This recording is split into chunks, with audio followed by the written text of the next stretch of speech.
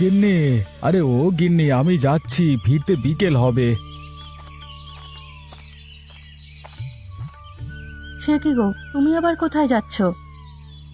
বিলে যাচ্ছি গিন্নি, আজকে বিল থেকে মাছ তোলা হবে। বিল থেকে মাছ তোলা হবে? তাহলে তো আজ অনেক মাছ ধরা পড়বে। হ্যাঁ হ্যাঁ, গায়ের সবাই আসবে। রায়চৌধুরী বলেছেন মাছ সবাইকে ভাগ করে দেবেন। টাকা দেবে না মাছ বিক্রি করে? না গিন্নি, এবার টাকা দেবে না বলল। রায়চৌধুরী নতুন ব্যবসা করবে, সেখানে টাকা লাগবে। সে কি গো, বিলে পোনা মাছ ছাড়ার সময় তো সবাই টাকা দিল, এখন সব টাকায় রায়চৌধুরী নেবে কেন? কি জানি, বড় লোকের কাজকর্ম কিচ্ছু বুঝি না। আমরা গরিব মানুষ, দুটো খেয়ে পড়ে থাকলেই হলো। হ্যাঁ গো, আজকে সবাই মজা করে মাছ ধরবে। তপনটাকে পাঠাবো, ওর না মাছ ধরার খুব ইচ্ছে। না গিন্নি, ওকে পাঠানোর দরকার নেই। ও মন দিয়ে পড়াশোনা করছে, তাই করুক। এই জেলেদের কাজকর্ম থেকে ওকে দূরে রাখতে হবে। কেন গো, তুমি ছেলেটাকে সারাদিন পড়াশোনার মধ্যে রাখতে চাও? ওরও তো মন চায় একটু ঘোরাফেরা করতে, পাড়ার ছেলে মেয়েদের সাথে মাছ ধরতে। কেন যে আমি এ কাজ করি তা সময় হলে বুঝতে পারবে গিন্নি। আমি স্পষ্ট দেখতে পাচ্ছি এই জেলে পাড়ার সামনে অন্ধকার। এখন এই জেলে পেশাতে যে ঢুকবে তার কপাল পুড়বে, বুঝলে? তোমার কথার মাথা মুন্ডু আমি কিছুই বুঝতে পারছি না। সব সময় পণ্ডিত মশাইদের মতো কথা বলো। তোমাকে এত বুঝতে হবে না, তুমি ঘরে কাজ করো, আমি মাছ ধরতে গেলাম। এই কুবের, ভালোভাবে জালটা ফেল বাবা, মাছ যেন চলে না যায়। আরে মানিক, তুই ঝুড়িটা নিয়ে যা, মাছগুলো ঝুড়িতে তোল গিয়ে। এদিকে বিমলটা এখনো এলো না, সব কাজই এত দেরি করে না ও। অজুহাতও ঠিক তৈরি থাকে।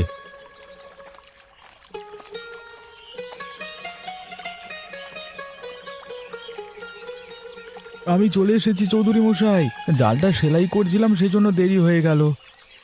তুই আগে থেকে জাল সেলাই করে রাখবি না বেটা? সব কাজ তোদের মাছ ধরবার দিনই করতে হয়। ওদিকে আরতের বাবুরা চলে এলো বলে। তা মশাই, কেবল কি মাছ ধরবেন, পোনা ছাড়বেন না? না বিমল, এবছর থেকে আর মাছের ব্যবসা করব না। এই বিলে মাছ ছেড়ে লাভ হয় না। লাভ হয় না কোথায়? এত এত মাছ কি সাধারণ পুকুরে হবে? এই বিলের জল ভালো, তাই মাছ বাড়ে। এর চেয়ে লাভের ব্যবসা আছে বিমল। আমি এই বিলের পাশে চামড়ার কারখানা দেব, আর এই জল দিয়ে কারখানার চাহিদা মিটবে। এই রে, যে ভয় করছিলাম তাই হলো। এ যে চৌধুরী মশাইকে এই বুদ্ধি দিল। কিছু বলছো বিমল? না বাবু, বলছিলাম কি, বিলের পাশে কারখানা দিলে তার বর্জ্যে বিল ভরে যাবে, তখন আর সেখানে মাছ পাওয়া যাবে না। মাছের কি অভাব হয়েছে বিমল? ফিশারিতে অনেক মাছ হয় আজকাল, সেখান থেকে মাছের চাহিদা মিটবে। কিন্তু তাতে যে আমাদের পেটে লাথি মারা হবে চৌধুরী মশাই। এই বিলের মাছ ধরে আমরা জেলেরা সংসার চালাই, বিলে মাছ না থাকলে আমরা খাবো কি? তোমাদের কাজের ব্যবস্থাও করেছি বিমল। আমার কারখানাতে শ্রমিক লাগবে, সেখানে তোমরা কাজ করবে, চিন্তা করো না। মাছ ধরে যে টাকা আয় করতে, আমি তোমাদের তার চেয়ে বেশি টাকা দেব। বুঝেছি, স্বাধীন পেশা ছেড়ে এখন দাসের শিকল পড়তে হবে। তাতে তোমার সমস্যা কি? যদি ভরণ পোষণ মেটে তাহলে দাসত্বই ভালো। ঠিক আছে, আপনি যা ভালো মনে করেন তাই করুন, তবে আমি কারখানাতে চাকরি করব না। সে কি গো, কারখানায় কাজ না করলে সংসার চলবে কি করে? সবাই যে সেখানেই কাজ করছে। জানি না গিন্নি, আমার মাথায় কিছুই ঢুকছে না। মরে গেলেও আমি ওই কারখানাতে যাব না। দরকার হলে দূরের নদী থেকে মাছ ধরে আনবো। কিন্তু তাতে কি সংসার চলবে? চাষবাস করে চাল ডাল না হয় জোগাড় করা গেল, কিন্তু হাট বাজার কি করে করবে? ওটা আমি কোনোভাবে চালাবো, কিন্তু সমস্যা হচ্ছে তপনকে নিয়ে। ওর পড়াশোনাটা মনে হয় আর হবে না। গ্রামে কারখানা হলে পরিবেশ আরো নষ্ট হবে, কুসঙ্গে মিশে ছেলেটার মাথা বিগড়ে যাবে। না গো, ও কথা তুমি বলো না। এই একটা মাত্র ছেলে আমাদের, ওকে নিয়ে আমাদের অনেক স্বপ্ন। যেভাবে হোক পড়াশোনাটা করাতেই হবে। আচ্ছা গিন্নি, একটা কাজ করলে কেমন হয়? তোমার দাদা তো শহরে থাকে, ওনার কাছে তপনকে পাঠিয়ে দিই। তা ভালো বলেছ। দাদার ছেলে মেয়ে নেই, বৌদি তপনকে খুব ভালোবাসে, ওরা ওকে চোখের মনি করে রাখবে। তাহলে তুমি দাদাকে একটা চিঠি লেখো, উনি রাজি থাকলে আগামী সপ্তাহেই তপনকে পাঠিয়ে দেব। চিঠি লেখার কি আছে, চলো কালকে ওকে নিয়ে দাদার বাসায় যাই, তপনকেও দিয়ে এলাম আর আমাদেরও বেড়ানো হয়ে গেল। ঠিক আছে গিন্নি, তাই হবে। তা তপন কোথায়, ঘুমিয়ে পড়েছে নাকি? না, ও ঘরে পড়ছে। ঠিক আছে, আমি ওর সাথে কথা বলে দেখি। এত দূরে পাঠাবো, ওরও তো একটা মতামত নিতে হবে।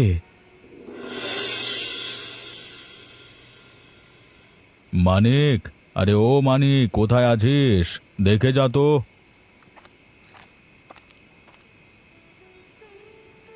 আগে বাবু, ডেকেছেন আমাকে? হ্যাঁ, কি করছিলিস? কি ডাকলে কানে যায় না? কারখানার শ্রমিকদের কাজ বুঝিয়ে দিচ্ছিলাম মালিক, আজ থেকে ওরা কাজ শুরু করবে কিনা। ভালো কথা বলেছিস। তা শ্রমিক কতজন আসলো আজকে?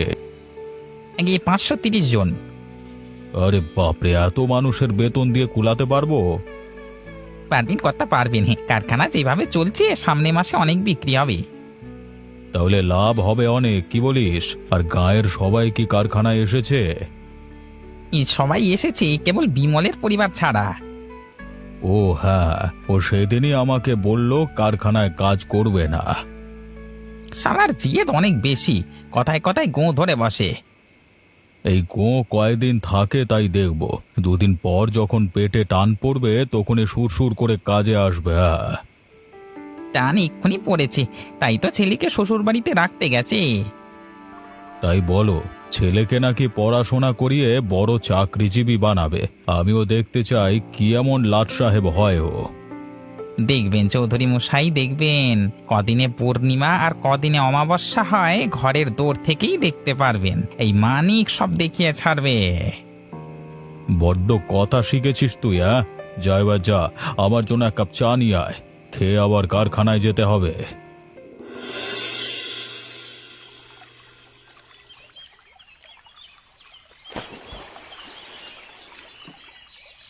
না, আজও কোনো মাছ পাওয়া গেল না। দিনটাই বৃথা গেল।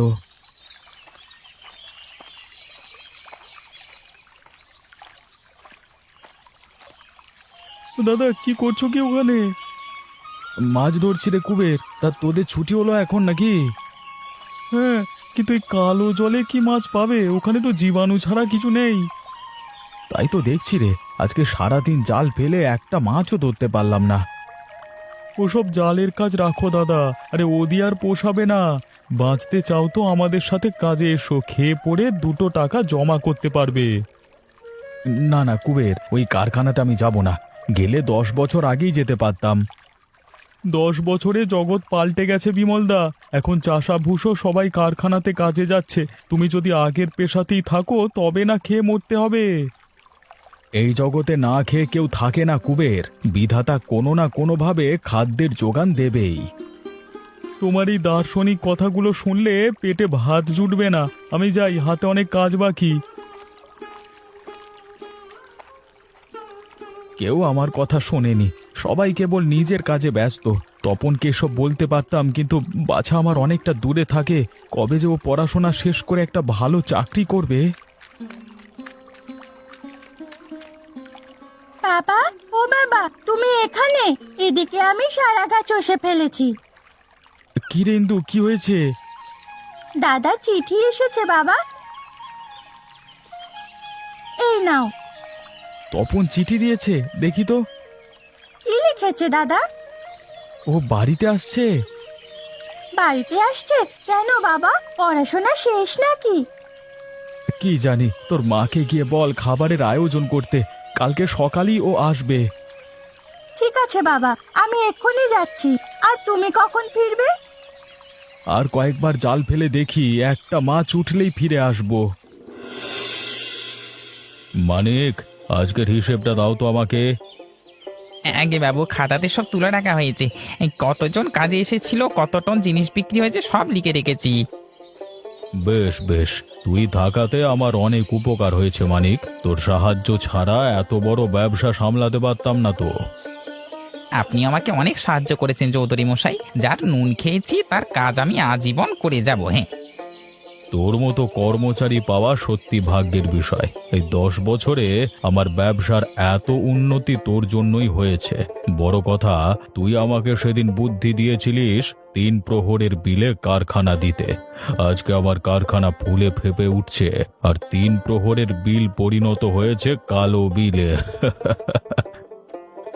আর কয়েকটা দিন অপেক্ষা করুন মশাই, এখন যে লাভ আসছে তার চেয়ে দ্বিগুণ লাভ আসবে কারখানা থেকে। হ্যাঁ হ্যাঁ। তাই নাকি? তা কিভাবে লাভ করবি? নতুন জিনিসের আমদানি করবি নাকি শ্রমিক বাড়াবি? এর কোনোটাই না, আমার মাথায় অন্য বুদ্ধি এসেছে। কি বুদ্ধি বলতো? অতীতে এই পলাশপুরের সব মানুষ 3 প্রহরের বিলের উপর ভিত্তি করে জীবিকা চালাতো, তাদের সবাই জেলে ছিল। তা তো জানি, তোর বুদ্ধিটা কি বল? ওই জেলেরা আপনার কারখানায় কাজ করে মাছ ধরা প্রায় ভুলতে বসেছে। তাই এইদিকে 3 প্রহরের বিলের পানিও কালো হয়ে গেছে, সেখানে আর মাছ পাওয়া যায় না। এখন ওদের একমাত্র অবলম্বন হচ্ছে এই কারখানা। বুঝেছি বুঝেছি, তুই কি বলতে চেয়েছিস তা আমি বুঝেছি। এখন শ্রমিকদের বেতন কমিয়ে দিলেও ওরা কোথাও যাবে না, তাই তো? হ্যাঁ কর্তা, সেই সাথে আরো 2 ঘন্টা বেশি কাজ করাতে হবে, তাহলে দেখবেন প্রতি মাসে আপনার দ্বিগুণ আয় হচ্ছে। উত্তম পরামর্শ দিয়েছিস মানিক, সেই জন্য তোকে এত পছন্দ করি রে। যা, আজকে থেকে তোর বেতন দ্বিগুণ করা হলো। সবই আপনার দয়া বাবু, আপনার দয়ায় খেয়ে পড়ে বেঁচে আছি। হয়েছে, আর তেল দিতে হবে না। এখন বাড়ি যা, আর কালকে সকালেই আমার নতুন ঘোষণা কর্মীদের জানিয়ে দিস। ঠিক আছে বাবু।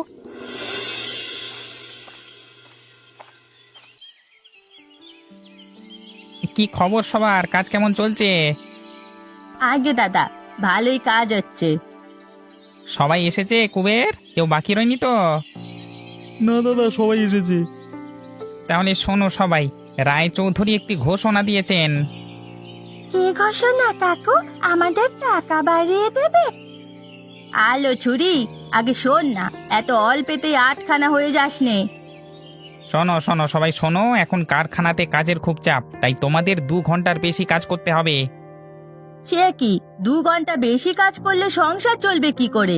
এখানে কাজ করে বাড়ি গিয়ে রান্না চড়াতে হয়, ও কাজ কে করে দেবে? তা তোমাদেরই ব্যবস্থা করতে হবে। বেশি কাজ করলে কি টাকা বাড়িয়ে দেবে? না রে, কারখানায় মন্দা চলছে, তাই রায়চৌধুরী বলেছে প্রত্যেকের বেতন থেকে 1000 করে টাকা কেটে নিতে। সে কি কথা? পাই তো 5000 টাকা, এর মধ্যে 1000 কেটে রাখলে খাবো কি? সারাদিন কাজ করে কি অবিচার!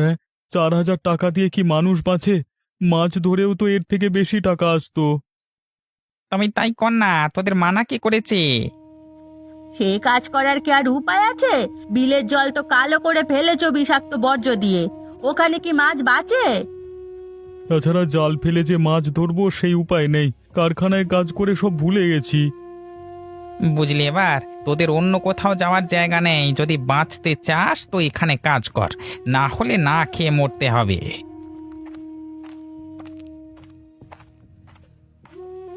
গো কুবের দাদা, এখন কি হবে? রায়চৌধুরী যে আমাদের ফাঁসের দড়িতে ঝুলিয়ে দিয়ে গেল। বিমল দাদা আগেই বলেছিল রায়চৌধুরীর ফাঁদে না পড়তে। কেন যে সেদিন ওর কথা শুনিনি, তা না হলে এই দুর্দশা হতো না রে বাবা। ঠিক বলেছ, আজ আমাদের এই বিপদ থেকে উদ্ধার করতে পারবে বিমল কাকু। এই গায়ে তার চেয়ে বুদ্ধিমান মানুষ আর নেই। হ্যাঁ গো, একবার বিমল দাদার কাছে গেলে হতো, এই বিপদে ওনার পরামর্শ কাজে দেবে। বেশ বেশ, তোমরা যখন বলছো তবে আজকে রাতে চলো। বিমল দাদাকে বলে দেখি তিনি কি নিদান দেন। এখন সবাই নিজের কাজে ফিরে যাও। এখানে জটলা দেখলে রায়চৌধুরী ভাববে আমরা বিদ্রোহের পরিকল্পনা করছি। হ্যাঁ, সবাই কাজে চলো।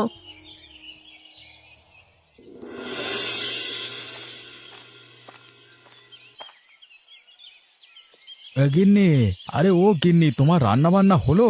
আরে ট্রেন কিন্তু চলে এসেছে, তপন এলো বলে।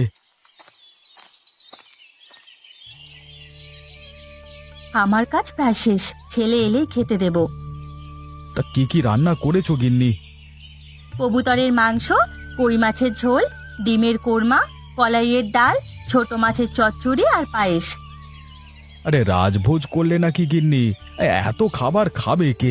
সবগুলো একসাথে না রেঁধে একদিন একদিন করে খাওয়ালে হতো। মায়ের মনকে এত তর্সয়, তাছাড়া ছেলেটা এসে দুদিনের বেশি থাকে না, যত সব আয়োজন তাড়াহুড়ো করেই করতে হয়।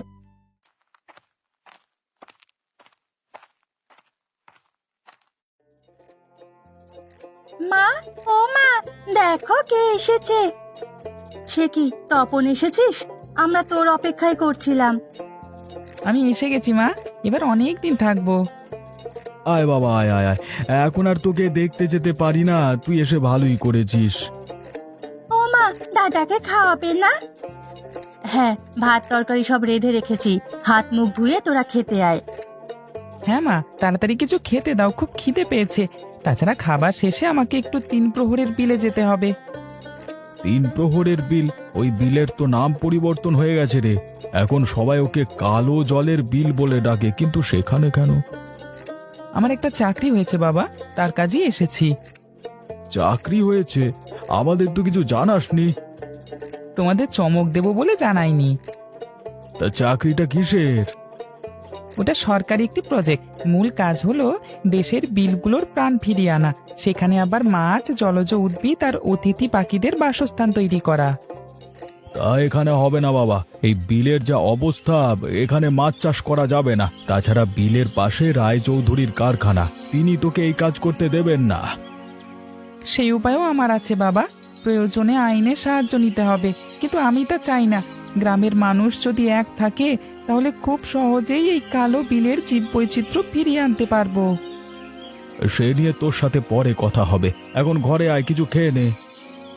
হ্যাঁ বাবা, খেতে আয়, তোর জন্য কত কি রেঁধে রেখেছি।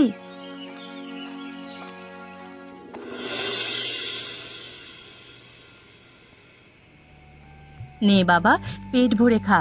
বিদেশ বিভুঁইয়ে থাকিস, ভালো মন্দ কিছু মুখে দিতে পারিস কিনা কে জানে। এখন থেকে ভালো মন্দ খেতে পারবে গিন্নি, ছেলের চাকরি হয়েছে, তুমি তবে ওর সাথে গিয়ে শহরে থাকো। তুমি যাবে না বাবা? সামনের মাস থেকে তোমাদের সবাইকে নিয়ে যাব ভাবছি। না না, আমি এই গ্রাম ছেড়ে কোথাও যাব না, জীবনের শেষ কয়েকটা দিন এখানেই কাটিয়ে দিতে চাই। বিমল দাদা, ঘরে আছো?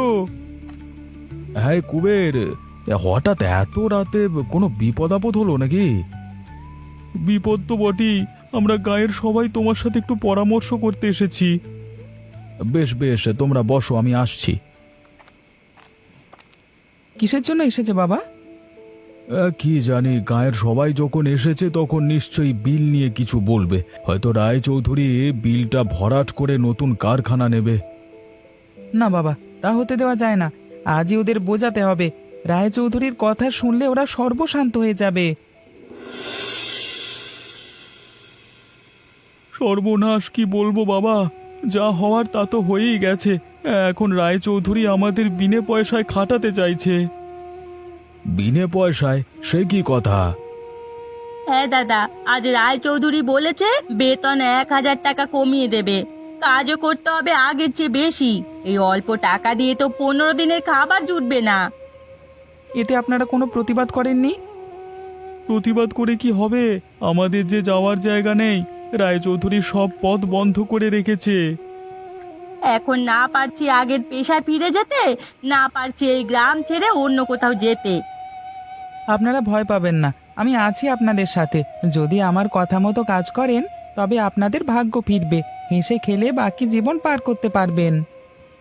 কি করতে হবে বাবা, এই দাসত্বের শিকল থেকে মুক্তি পেতে আমরা জীবন পর্যন্ত দিতে পারবো। আপনাদের জীবন দিতে হবে না, আপনারা কেবল কালকে থেকে কারখানায় যাবেন না, তাহলেই হবে। কারখানায় না গেলে খাবো কি? কালো বিলে মাছ চাষ শুরু করেন, তাহলে আপনাদের খাবারের চাহিদা মিটবে। কিন্তু এই কালো জলে কি মাছ হবে?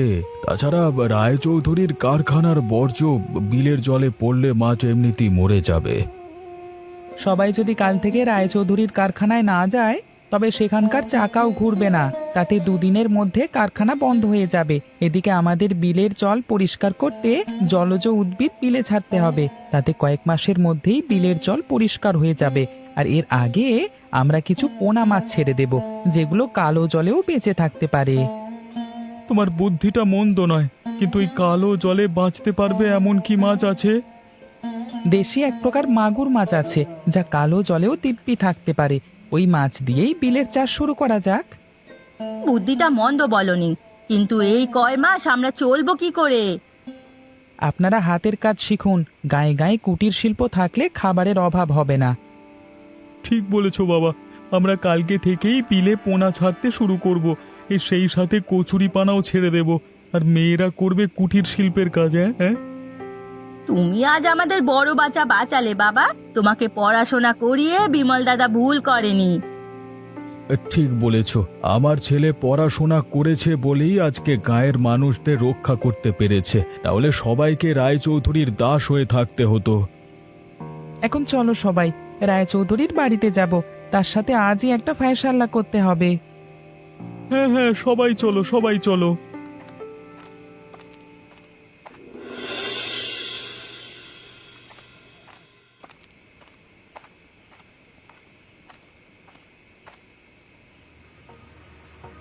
চৌধুরী মশাই, চৌধুরী মশাই, আপনি এখানে? ওইদিকে যে সর্বনাশ হয়ে গেছে। কি হয়েছে মানিক? গায়ের সব লোক খেপে গেছে। ওরা নাকি কাল থেকে কারখানায় কাজ করবে না, বিলে মাছ চাষ করবে। মাছ চাষ করবে? এই বুদ্ধি ওদের কে দিল? বিমলের ছেলে তপন। কি মাছ চাষ করবে তাও ঠিক করা হয়ে গেছে। কালো বিলে মাগুরের পোনা ছাড়া হবে। না না, এ কাজ কিছুতেই হতে দেওয়া যাবে না। একবার ওখানে মাছ চাষ শুরু করলে আমার ব্যবসায় লাল বাতি জ্বলবে। তার আগেই ওই বিমলকে ঘর ছাড়া করতে হবে। ওর বুদ্ধি পেয়েই গায়ের লোকেরা খেপে গেছে। তার আগে আপনাকে বাড়ি ছাড়াতে হবে। কিছু লোকের মুখে শুনেছি ওরা আপনার বাড়িতে আগুন দেবে। এতদিনের অন্যায়ের প্রতিশোধ এবার হাতে নাতে উসুল করবে। এদিকে সে কথা শুনে আপনার লোকজন সব পালিয়ে গেছে। হায় হায় হায় হায়, এ হলে যে সর্বনাশ হয়ে যাবে। এখন কি করা যায় মানিক? তোমার বুদ্ধিতে তো এসব করছে, এখন তুমি আমাকে বুদ্ধি দিয়ে বাঁচাও।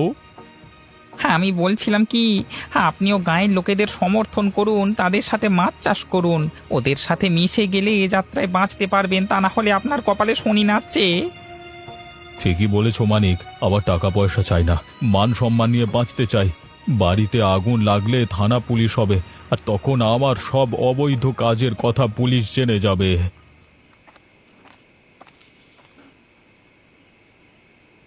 আপনার অবৈধ সব কাজকর্মের কথা আমরা সবাই জেনে গেছি চৌধুরী মশাই, এবার পালানোর কোনো উপায় নেই। সে কি, তোমরা সব জেনে গেছো? হ্যাঁ, আপনি সবার জমি দখল করে রায়চৌধুরী হয়েছেন। সবাইকে তাদের পেশা থেকে ছাড়িয়ে কম বেতনে কাজ করিয়েছেন। গায়ের একমাত্র বিলটিকে ধ্বংস করেছেন। এরকম আরো অনেক অভিযোগ আছে আপনার বিরুদ্ধে। পুলিশের কাছে গেলে সব বেরোবে। হায় হায় হায় হায়, অভিযোগ দেখছি কম নয়। এখন আমাকে কি করতে হবে বলো? তোমরা দয়া করে আমাকে পুলিশে দিও না। তোমাদের সব আবদার আমি মেনে নেব। বেশ, তবে আমাদের বিলের মাছ চাষের সব টাকা আপনাকে দিতে হবে। সেই সাথে ওই কারখানাও বন্ধ করতে হবে। আপনার কারখানায় এখন থেকে চামড়ার কাজ নয়, গ্রামের মেয়েরা কুটির শিল্পের কাজ করবে। ওটাও আমাদের দিয়ে দিতে হবে। এখন থেকে আর আপনি কোনো ব্যবসা করতে পারবেন না। আপনাকে সকল কিছু থেকে বঞ্চিত ঘোষণা করা হলো। আমি তোমাদের সব কথা মেনে নিয়েছি। তোমরা যা যা চাও সব হবে, তবু আমাকে ছেড়ে দাও তোমরা। ঠিক আছে, আজকে আমরা কেউ আপনার শ্রমিক নয়, আর আপনিও এই গ্রামের রায়চৌধুরী নন। আমরা এখন থেকে স্বাধীন মানুষ। আমাদের জয় হয়েছে, আজ থেকে সবাই স্বাধীনভাবে থাকতে পারবো। আজকে থেকে কারোর কোনো ভয় নেই ভাই। সব আপনারা রায়চৌধুরীর হাত থেকে মুক্ত হয়েছেন। হ্যাঁ, এখন সবাই স্বাধীনভাবে ঘুরে বেড়াবো আর কালো বিলে মাগুর মাছের পোনা চাষ করব।